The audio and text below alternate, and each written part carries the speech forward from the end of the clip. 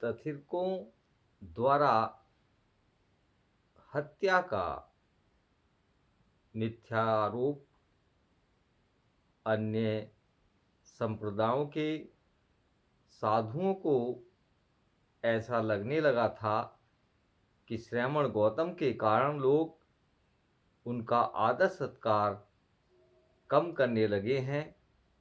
इतना ही नहीं, यह भी नहीं जानते कि वे हैं भी या नहीं।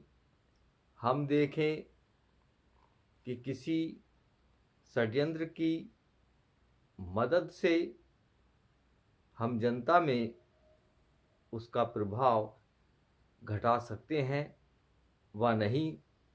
शायद सुंदरी की सहायता से हम ऐसा कर सकें। तथर्किक सोचने लगे। वे सुंदरी के पास गए और बोले, बहन, तुम बहुत ही सुंदर और मनोरम हो। यदि तुम श्रमण गौतम के बारे में कुछ अपवाद फैला दो तो हो सकता है कि हम लोग उसका विश्वास कर लें और श्रमण गौतम का प्रभाव घट जाए। सुंदरी प्रतिदिन शाम को हाथों में फूलों की मालाएं तथा नाना प्रकार की सुगंधियां लेकर जेतवन की ओर जाने लगी।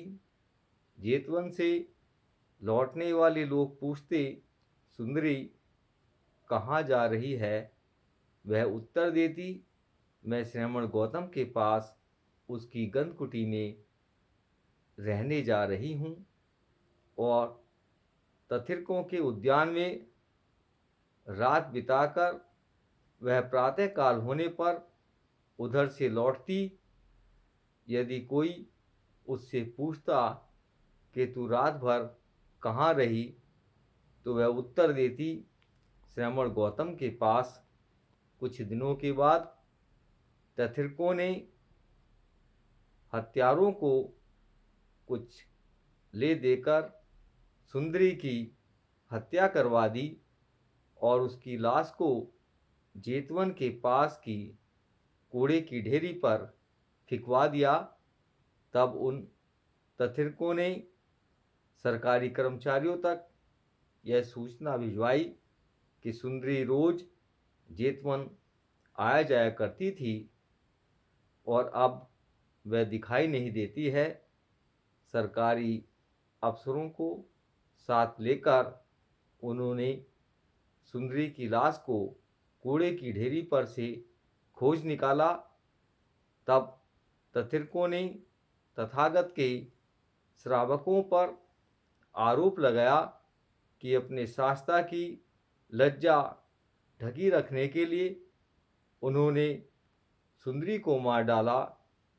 लेकिन हत्यारे आपस में इस रुपए के बंटवारे में जो उन्हें सुंदरी की हत्या करने के लिए मिला था, एक शराब की दुकान पर बैठे बैठे लड़ने लगे। अफसरों ने तुरंत उन्हें पकड़ लिया।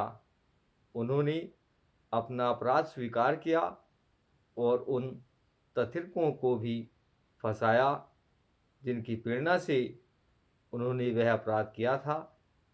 इस प्रकार तथिर्कों का रहा सहा प्रभाव भी जाता रहा। नमो बुद्धाय।